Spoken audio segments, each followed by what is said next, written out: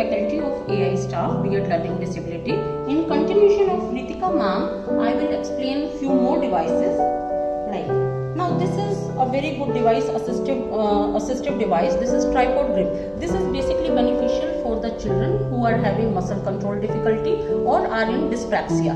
Now these children have difficulty to make the combination of thumb, index finger and the middle finger.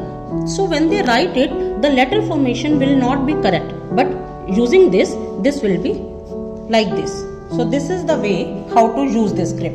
Now the next is sandpapers. These are very brilliant material items from the Maria Montessori. Now in this we can visualize also, this is tactile also, and by saying a word this is auditory also.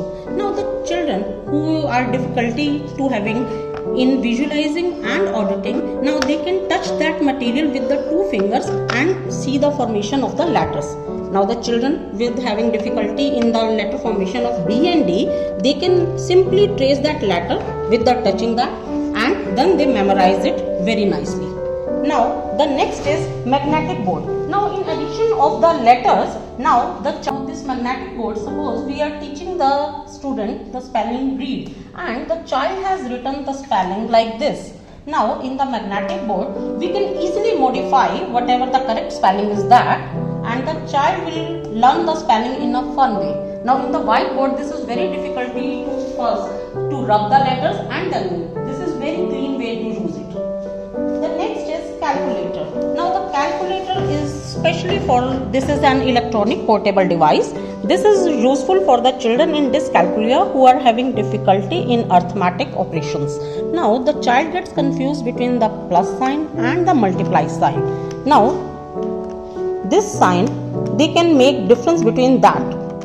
Now the portable calculators are so easy to handle that child can use anywhere. Now CBSE has also allowed to use these calculators in the exam also. Now this is isometric geoboard. Now this isometric geoboard is basically when we have to visualize the children in shape in a 3D manner.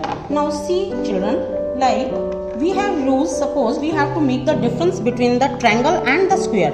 Now by using these rubber bands and these pegs, we can see how the square is formed, and if we will stretch, this can be a rectangle. Now we can see that the length and breadth are different in that case.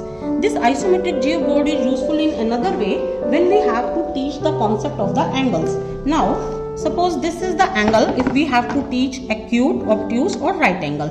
This is the basic horizontal line, and now we have to use, suppose this is 60-degree angle. Now the child can easily see that how the angle is formed. Now this is the 90-degree angle. So like this way we can teach the concept of the angles also. Thank you.